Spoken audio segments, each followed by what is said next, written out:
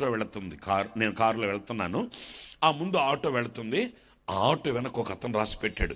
ఏమని రాసి పెట్టాడంటే, ఏ షిప్ అయినా మునుగుతుంది కానీ ఫ్రెండ్షిప్ మునగదు అన్నాడు. నేను అన్నాను, తెక్కలో మొట్టమొదటి మునిగేది ఈ షిప్ అనరా స్వామి. తెలియలే పాపం పిచ్చోడికి. ఏ షిప్ మునిగినా మునుగుతుందంట కానీ ఈ ఫ్రెండ్షిప్ మునగదంట. నేననేది ఏంటంటే, మునగడం కాదు, అసలు ముంచుకునేది ఈ షిప్పే.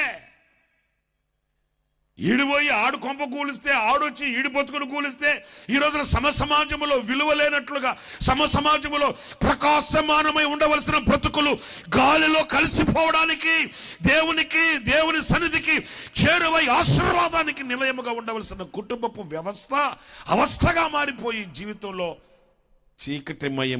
చీకటిమయమైన అనుభవాల్లో నిలిచిపోవడానికి కారణం ఇదిగు ఈ స్నేహాలేనండి.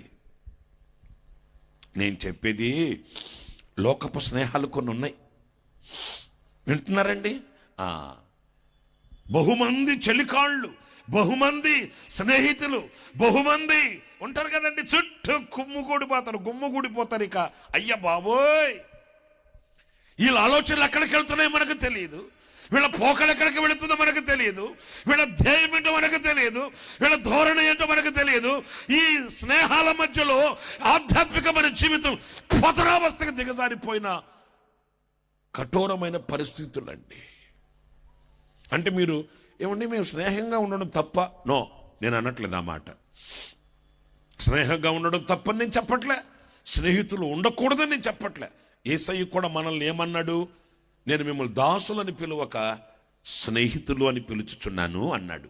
అది ఆధ్యాత్మికమైన అనుబంధంతో కూడిన, అనురాగంతో కూడిన బంధం అండి.